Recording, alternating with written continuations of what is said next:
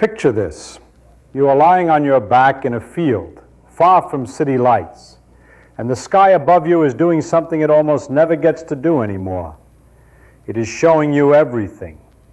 Every star, every smear of the Milky Way stretching overhead like a river of ancient light. And somewhere in that moment, without choosing to, you feel it. That pull, that quiet, almost embarrassing certainty that we cannot possibly be the only ones here. It is not a thought exactly. It is older than thought. It sits somewhere below language, in the same part of you that flinches before you consciously register danger, or smiles at a face before your brain has finished processing it. It is instinct. And instinct, for most of human history, has kept us alive. But here is exactly where it betrays us. Your instincts were built for survival on the ground, finding food, reading people, dodging danger. They are extraordinary tools for those problems, but the cosmos is not one of those problems. Applying human intuition to the scale of the universe is like using a bathroom scale to weigh a continent. Not just inadequate, the wrong instrument entirely.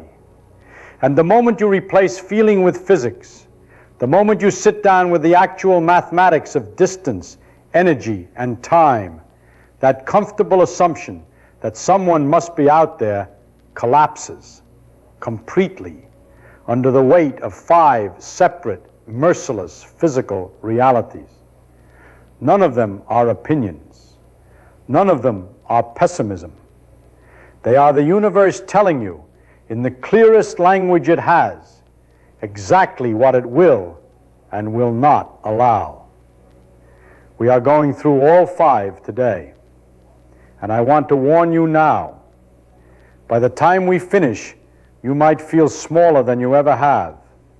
But you will also understand with absolute clarity why no one has come and why no one ever will. The first verdict, and the one that destroys our intuition before we even leave the ground, is distance. We say the word space like we understand it. We toss it around casually in conversation, but we genuinely do not understand it. Your brain is wired to grasp distances you can walk, drive, or fly. London to Sydney, about 17,000 kilometers, is probably your ceiling. That is where human intuition quietly gives up. So let's climb the ladder of scale together, one step at a time. Start with Earth, a rock 12,742 kilometers wide. To you, an entire world. To the universe, a grain of sand on an infinite beach. You can fly around it in less than 2 days. It feels manageable. Now step back. The sun sits 150 million kilometers away. Light, the fastest thing in existence, takes over 8 minutes to cross that gap. Think about what that means. If the sun vanished this instant, silently and completely, you would still be standing outside enjoying sunshine for 8 more minutes before the darkness arrived. You would smile, check your phone, and have absolutely no idea that the center of our solar system had just ceased to exist. That is our immediate neighborhood. Now take the next step. The nearest star beyond our sun is Proxima Centauri. Not a distant galaxy, not some smudge on the edge of the observable universe, just the neighbor next door. It sits 4.24 light years away. Your intuition hears 4.24 and thinks, that sounds manageable, 4 of something. But 1 light year is 9.46 trillion kilometers. Multiply that by 4, and your brain quietly gives up trying to picture it. So let's translate it into human terms. The fastest object humanity has ever built is the Parker Solar Probe. It travels at 692,000 kilometers per hour, fast enough to get from New York to Tokyo in under a minute. By any human measure, this is unimaginably fast. Aimed at Proxima Centauri, That probe would arrive in 6,600 years. Let that settle. If you had left Earth at the exact moment workers were finishing the Great Pyramids of Giza, traveling at the fastest speed humanity has ever achieved, you would be arriving at the nearest star right about now. And when you got there, you would find a dim red dwarf with no confirmed habitable planet. 66 centuries of travel to reach an empty parking lot. That is the next door neighbor. Now scale up. Our galaxy, the Milky Way, stretches 100,000 light years from edge to edge. Crossing it at Parker Solar Probe speed would take hundreds of millions of years, longer than the entire evolutionary history of mammals on this planet. You would not just age and die on that journey. Your entire species would evolve into something unrecognizable before reaching the halfway point. And the Milky Way is just one of roughly 2 trillion galaxies in the observable universe. The numbers do not just exceed human intuition, they mock it. But as overwhelming as distance is, it is only the first wall. Because even if you were somehow willing to travel for thousands of years, you would immediately run into something that makes distance look almost forgiving. Most people think of the speed of light the way they once thought of the sound barrier, a technical challenge, an obstacle that clever engineering will eventually overcome. We broke the sound barrier after all. Surely with enough time and technology we can break the light barrier too. This is the most seductive and most dangerous mistake in all of popular science. The speed of light is not an engineering limit. It is not a wall that smarter engineers can one day knock down. It is a structural property of reality itself. It is the speed of causality, the maximum rate at which any event anywhere can influence any other event anywhere else. It is woven into the mathematics of how space and time actually work, and Einstein showed us exactly why over 100 years ago. Here is the trap. In everyday life, push something harder and it goes faster. Everything feels linear and proportional. But as you approach the speed of light, physics stops being linear. It becomes asymptotic. The curve bends upward toward infinity and never arrives. As you accelerate an object toward that boundary, its effective mass increases. The harder you push, the heavier it gets. The heavier it gets, the harder you must push to maintain acceleration. And as you approach that final line, the energy required does not just grow very large, it approaches infinity. To reach 100% of the speed of light requires infinite energy. Not a lot of energy, not all the energy in the solar system, literally infinite energy. There is not enough energy in the entire observable universe to push a single grain of sand across that final line.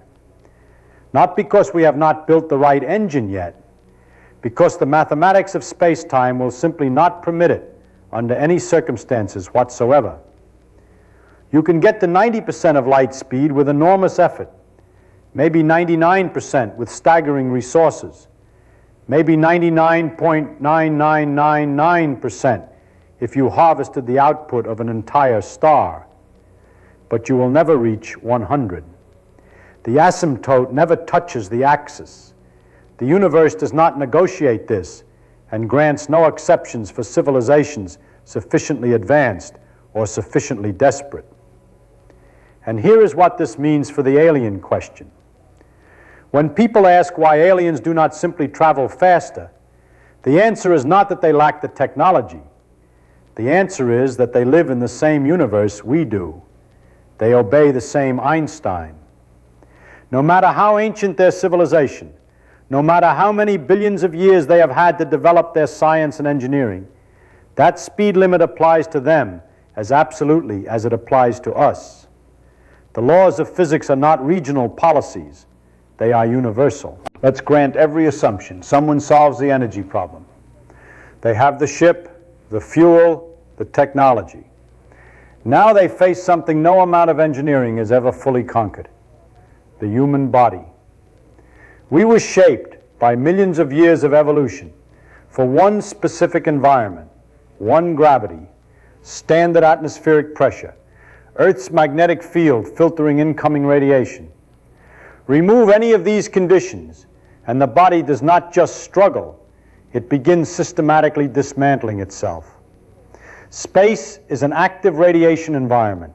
Cosmic rays are high-energy particles, protons and heavy ions, moving at fractions of light speed.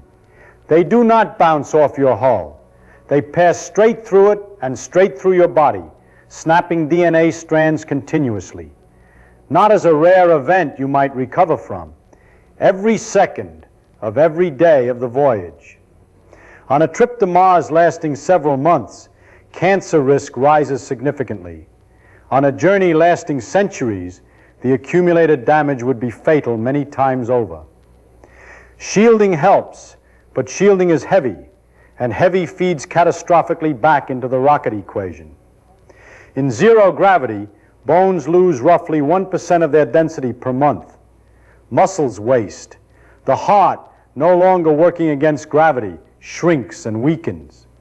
Eye pressure changes cause permanent vision damage. After 6 months aboard the International Space Station, which sits barely outside our atmosphere, astronauts return unable to walk without assistance. Now imagine 600 years. Cryogenic sleep sounds elegant until you remember one simple physical fact. Water expands when it freezes. Every cell in your body is mostly water. Freezing a living person causes ice crystals to form inside every cell simultaneously, shredding every membrane from within. Decades of research into cryonics have not solved this. It is not an engineering problem waiting for a better solution. It is a fundamental biological obstacle. Generation ships, communities that live and die over multiple generations until descendants eventually arrive, collide with the inescapable reality of human behavior. Seal hundreds of people in a closed metal environment for 500 years. Social hierarchies will shift and fracture. Cultural memory will distort, and mythology will replace history.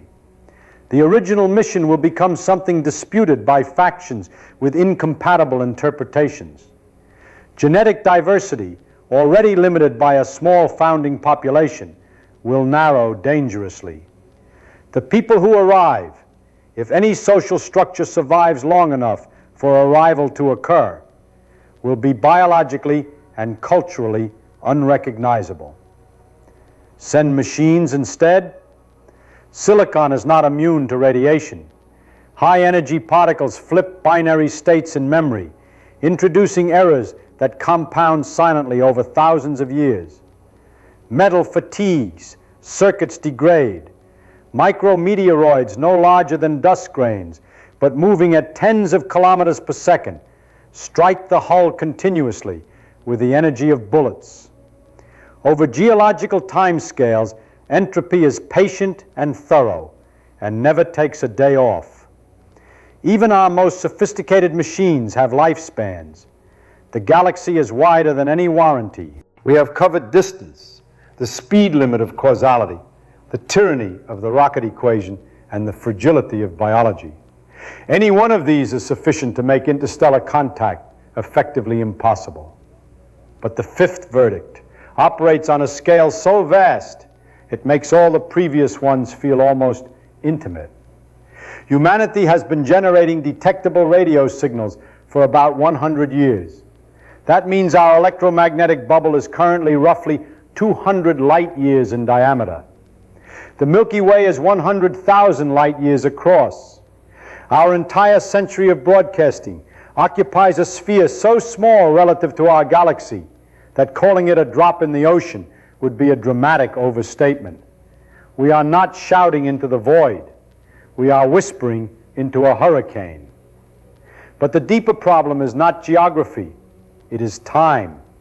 The universe is 13.8 billion years old. Civilizations rise and fall. The window during which any civilization is technologically capable of communication and still exists is on cosmological timescales an eye blink. Humanity has been technological for perhaps 200 years. We might last another 10,000 if we are wise and fortunate.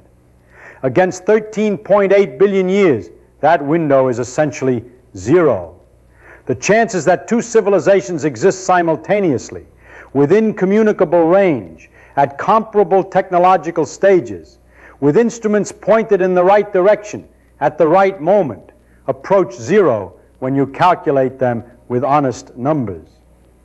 Someone may have flourished near Proxima Centauri 1 billion years ago. They built instruments, searched the sky, and found silence, because we had not yet arrived. They lasted 100,000 years, which is long for a civilization and invisible for a galaxy, and then they were gone.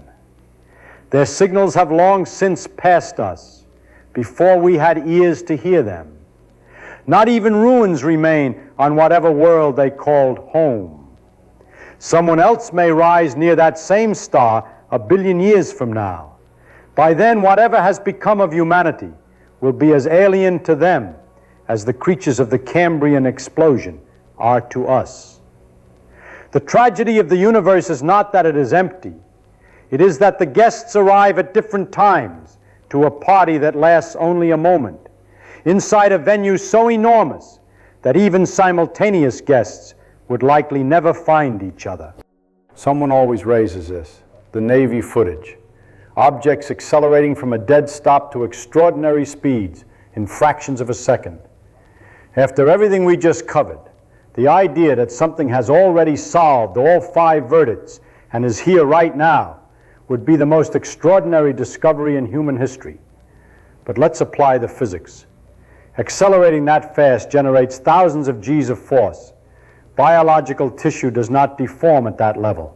It liquefies. An object moving at those speeds through atmosphere generates a sonic boom audible for hundreds of kilometers and a trail of ionized plasma bright enough to light up the sky. None of this appears in the videos. What appears is a blurry shape on an infrared sensor behaving in ways consistent with known gimbal artifacts and camera limitations. Which is more likely? That an alien civilization solved infinite energy, defeated light speed, crossed thousands of light years, and chose to briefly confuse Navy pilots on a grainy sensor? Or that a camera with documented limitations produced an artifact? If beings with the energy to reach Earth were in our atmosphere, you would not need a video. You would simply know. When you truly accept the 5 verdicts, something shifts. You stop waiting for someone to arrive and start seeing clearly what is actually here. The speed of light is not a cruel joke. It is the foundation of causality itself. Without it, effects could precede causes. History could not exist. The same rule that prevents interstellar travel is the rule that makes a coherent universe possible at all. The silence does not mean we are forgotten. It means we are rare. And rare things carry a weight that common things never acquire. No one is coming to solve our problems.